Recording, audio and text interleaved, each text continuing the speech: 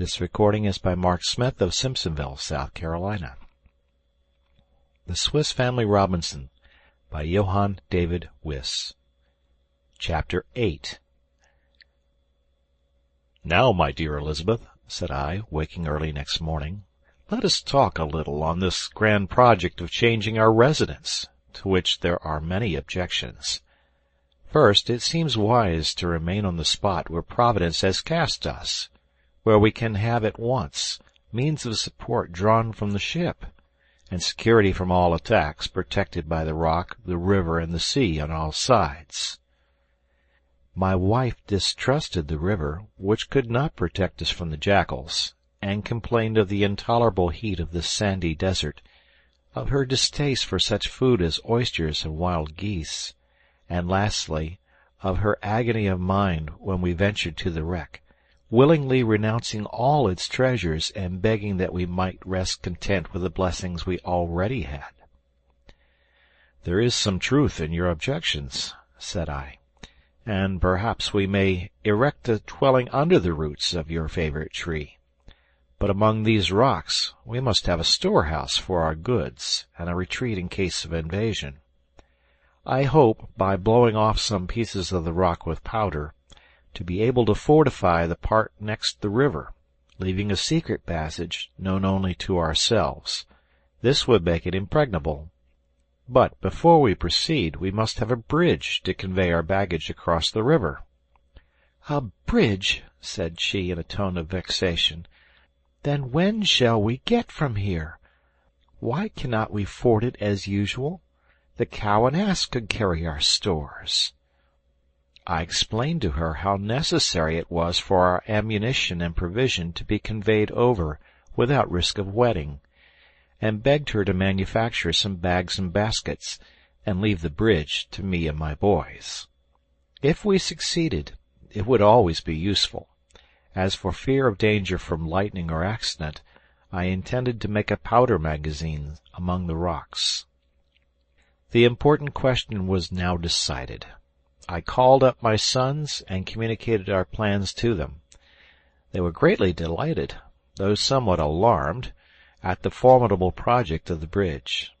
Besides, the delay was vexatious. They were all anxious for removal into the land of promise, as they chose to call it.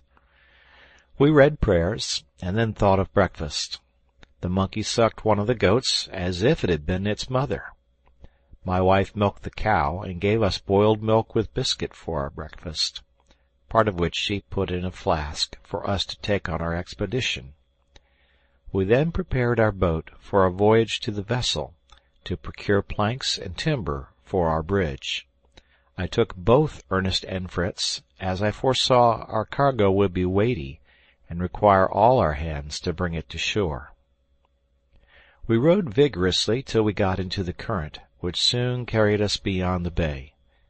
We had scarcely reached a little isle at the entrance, when we saw a vast number of gulls and other sea-birds fluttering with discordant cries over it.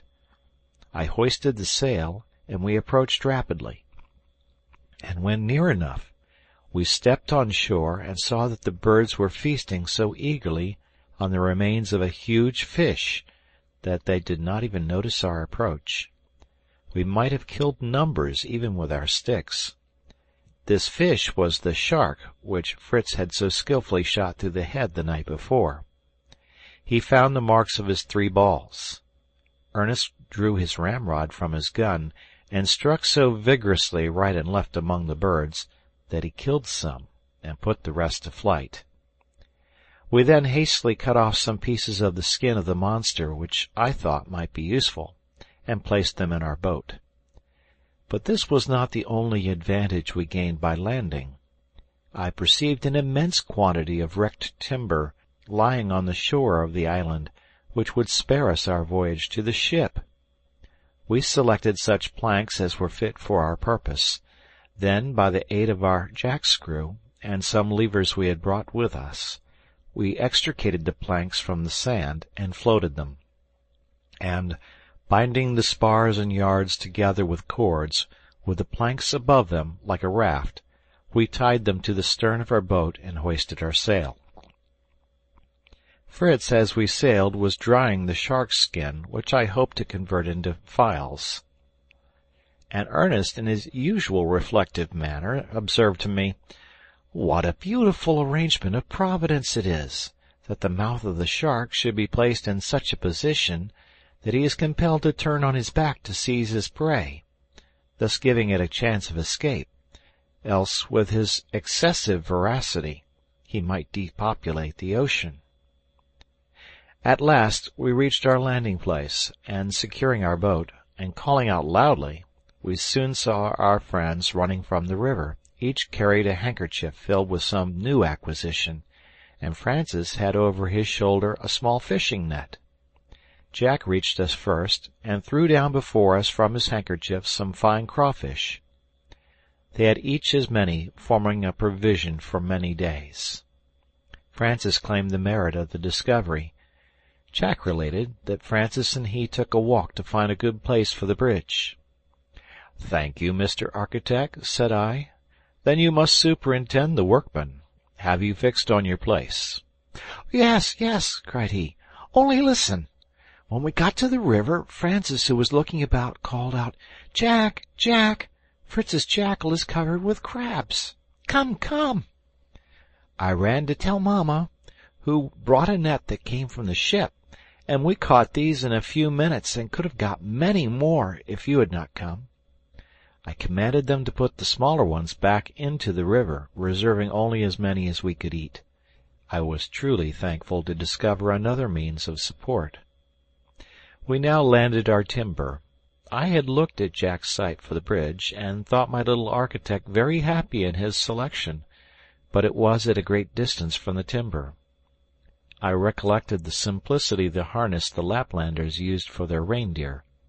I tied cords to the horns of the cow, as the strength of this animal is in the head, and then fastened the other ends round the piece of timber we wanted moving. I placed a halter round the neck of the ass, and attached the cords to this. We were thus enabled, by degrees, to remove all our wood to the chosen spot, where the sides of the river were steep, and appeared of equal height.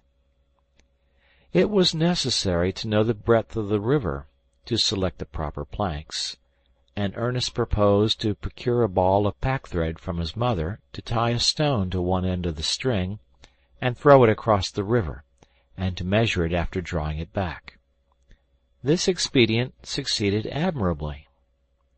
We found the breadth to be 18 feet, but as I proposed to give the bridge strength by having 3 feet at least resting on each shore, we chose some planks of 24 feet in length.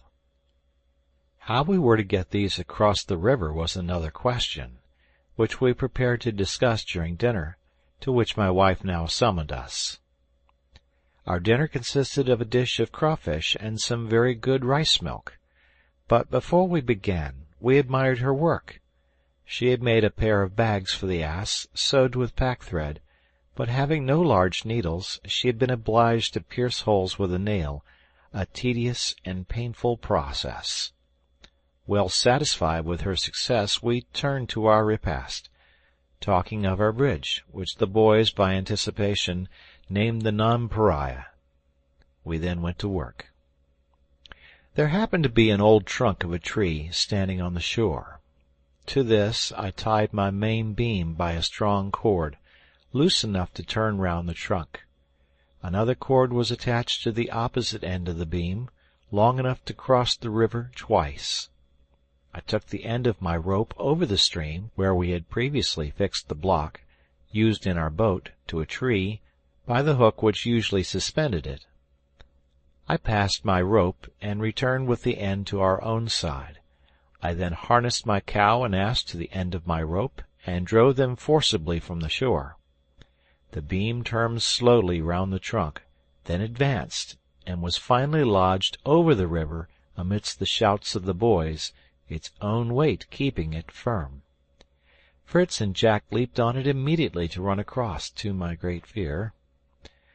We succeeded in placing 4 strong beams in the same way, and by the aid of my sons, I arranged them at a convenient distance from each other, that we might have a broad and good bridge.